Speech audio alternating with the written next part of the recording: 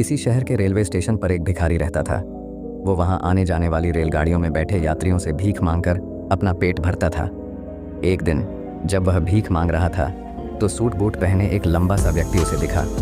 उसने सोचा कि यह व्यक्ति बहुत अमीर लगता है, इससे भीख मांगने पर यह मुझे ज़रूर अच्छे पैसे देगा। वह उस लंबे व्यक्ति से भीख मांगने लगा।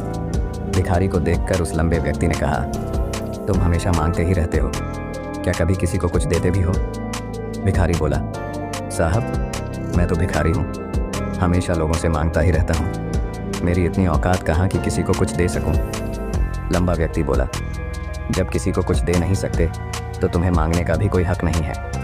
मैं एक व्यापारी हूँ और लेन देन में ही विश्वास करता हूँ। अगर तुम्हारे पास मुझे कुछ देने को हो तभी मैं तुम्हें बदले में कुछ दे सकता हूँ। इतना कहने के बाद वह लंबा आदमी ट्रेन में बैठकर चला गया। इधर भिखारी उसकी कही गई बात के बारे में सोचने लगा। उस लंबे व्यक्ति के द्वारा कही गई बात उस भिखारी के दिल में उतर गई।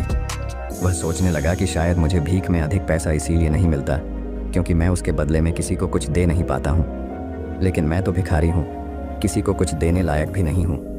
लेकिन कब तक मैं लोगों को बिना कुछ दिए केवल मांगता ही रहूँगा। बहुत सोचने के बाद उस भिखारी ने निर्णय किया कि जो भी व्यक्ति उसे भीख देगा उसके बदले में वह भी उस व्यक्ति को कुछ ज़रूर देगा। लेकिन अब उसके दिमाग में यह प्रश्न चल रहा था कि वह खुद भिखारी है तो भीख के बदले में वह दूसरों को क्या दे सकता है। इस बात को सोचते हुए 2 दिन हो गए लेकिन उसे अपने प्रश्न का कोई उत्तर नहीं मिला था।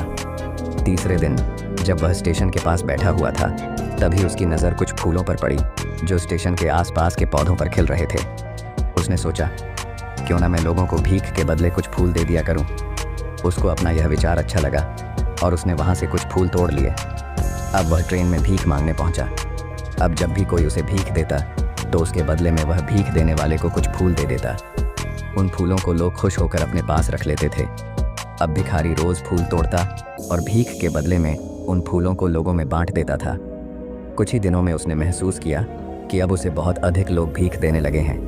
वह स्टेशन के पास के सभी फूलों को तोड़ लाता था। जब तक उसके पास फूल रहते थे तब तक उसे बहुत से लोग भीख देते थे, लेकिन जब फूल बांटते बांटते ख़त्म हो जाते तो उसे भीख भी नहीं मिलती थी। अब रोज़ ऐसा ही चलता रहा। एक दिन जब वह भीख मांग रहा था तो उसने देखा कि वही लंबा व्यक्ति ट्रेन में बैठा है जिसकी वजह से उसे भीख के बदले फूल देने की प्रेरणा मिली थी। वह तुरंत उस व्यक्ति के पास पहुंच गया और भीख मांगते हुए बोला, आज मेरे पास आपको देने के लिए कुछ फूल हैं, आप मुझे भीख दीजिए तो बदले में मैं आपको कुछ फूल दूंगा।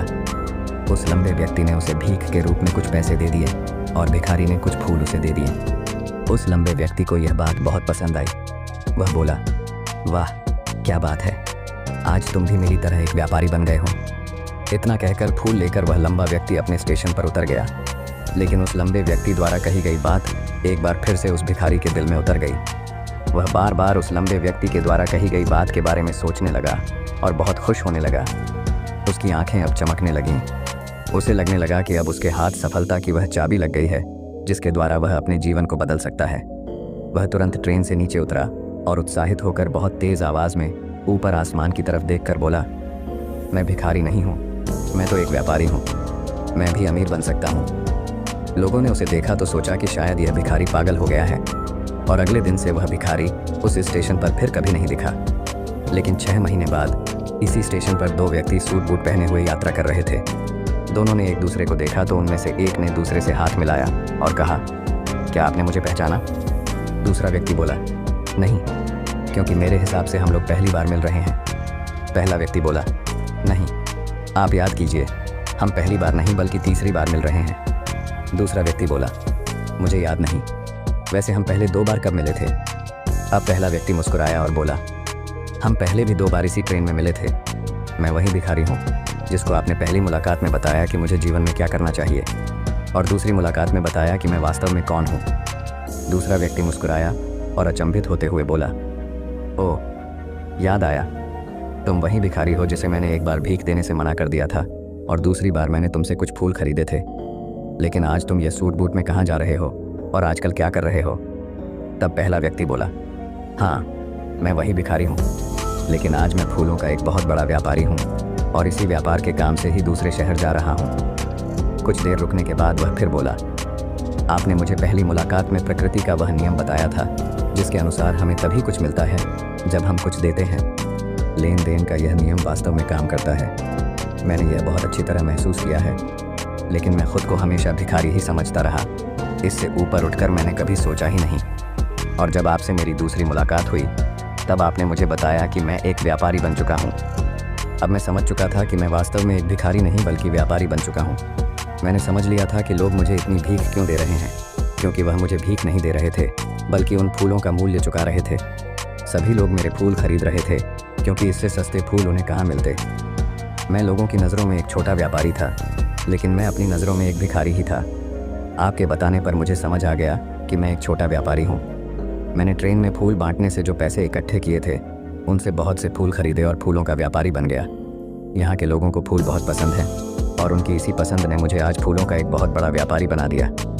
दोनों व्यापारी अब खुश थे और स्टेशन आने पर साथ उतरे और अपने अपने व्यापार की बात करते हुए आगे बढ़ गए। दोस्तों, इस कहानी से हमें बहुत कुछ सीखने को मिलता है। कहानी में लंबा व्यापारी गिव एंड टेक के नियम को बहुत अच्छी तरह जानता था। दुनिया के सभी बड़े व्यापारी इसी जीवन के नियम का उपयोग करके सफल हुए हैं। इस फॉर्मूले को उसने भिखारी को भी बताया। भिखारी ने इस प्राकृतिक नियम को अपना लिया और इसका असर उसके जीवन में साफ दिखाई देने लगा।